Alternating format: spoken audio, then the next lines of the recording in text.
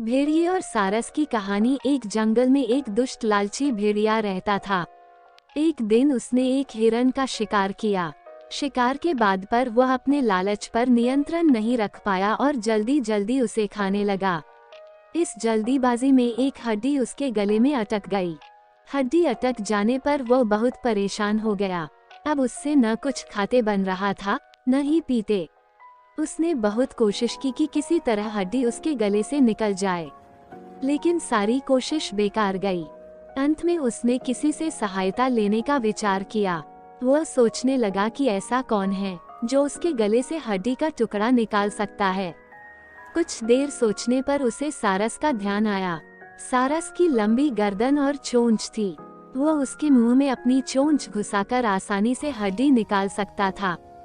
बिना देर किए भेड़िया सारस के पास पहुंचा और बोला, सारस भाई, मेरे गले में एक हड्डी अटक गई है।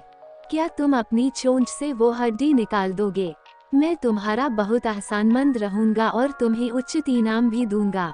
सारस पहले तो भेड़िए के मुंह में अपनी चोंच डालने से डरा, लेकिन बाद में उसे भेड़िए पर दया आ गया और वह तैयार हो गया।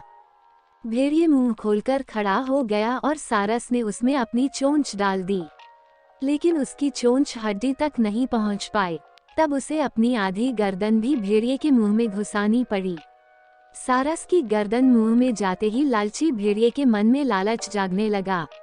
उस सोचने लगा कि यदि मैं इसकी लजीज गर्दन को चबा पाता तो मजा आ जाता, लेकिन उस समय उसे अपने गले में फंसी हड्डी निकलवानी थी, इसलिए वह मन मारकर रह गया। कुछ ही देर में सारस ने उसके गले से हड्डी निकाल दी। हड्डी निकलते ही भेड़िया जाने लगा। न उसने सारस को धन्यवाद दिया, न ही इनाम। सारस ने उसे रोककर कहा, मेरा इनाम कहाँ है? तुमने कहा था कि तुम इस काम के बदले मुझे इनाम दोगे। भेड़िया बोला, एक भेड़िए के मुंह में अपनी गर्दन डालकर भी तुम सही सलामत हो, क्या ये तुम्हारा इनाम नहीं है? इतना कहकर भेड़िया चला गया और सारस मुंह लटकाकर खड़ा रह गया।